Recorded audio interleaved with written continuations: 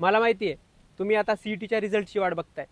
त्याआधी ही reel save करा आणि तुमच्या मित्रांना शेअर करा, कारण यामध्ये मी ऑटोनॉमस आणि नॉन ऑटोनॉमस कॉलेजमधला फरक समजून सांगणार आहे, जे की तुमचे पुढचे इंजिनिअरिंगचे 4 वर्ष ठरवणार आहेत। ऑटोनॉमस कॉलेजेस युनिव्हर्सिटीच्या अंडर तर असतात, पण त्यांचा सिलेबस, त्यांची एक्झाम्स आणि करिक्युलर ॲक्टिव्हिटीज हे स्वतः कॉलेज ठरवत असतं। सिलेबस हा कॉलेज डेव्हलप करत असल्यामुळे ते वेळोवेळी त्याच्यामध्ये अपडेट आणू शकतात। बाहेरील जगात जशा टेक्नॉलॉजीज वाढत आहेत किंवा टेक्निकल गोष्टी वाढत आहेत, ते सिलेबसमध्ये ते ॲड करू शकतात, ज्याच्यामुळे विद्यार्थी हा टेक्निकली अपडेट राहतो। ऑटोनॉमसमध्ये एक्झाम कंडक्ट, पेपर सेटिंग आणि पेपर चेकिंग ह्या तीनही गोष्टी कॉलेजमध्ये होतात। त्यामुळे तुम्हाला जर चेकिंगमध्ये काही डाऊट असेल तर तो तिथेच क्लिअर करता येतो।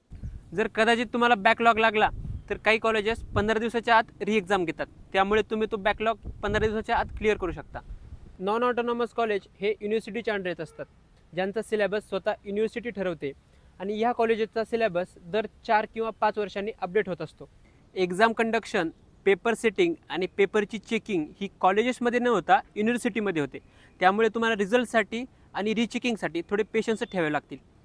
इथे जर तुम्हाला बॅकलॉग लागला तर त्यासाठी तुम्हाला 6 महिन्याची वाट बघावी लागेल, कारण युनिव्हर्सिटी प्रत्येक 6 महिन्यानंतर सेमिस्टर एक्झाम कंडक्ट करत असते। ॲडमिशन प्रोसेसविषयी बिलकुल टेन्शन घेऊ नका, कारण रिझल्ट लागल्यापासून ते तुमचे ॲडमिशन होईपर्यंत तुमचा भाऊ तुमच्यासोबत राहणार आहे। प्रत्येक माहितीविषयी अपडेट राहण्यासाठी आत्ताच फॉलो करा। याविषयी जर तुम्हाला सविस्तर माहिती हवी असेल तर कमेंट बॉक्समध्ये YouTube असं टाईप करा। जेवढ्या जास्त कमेंट येतील आपण त्यानंतर YouTubeचा लॉंग व्हिडिओ बनवू।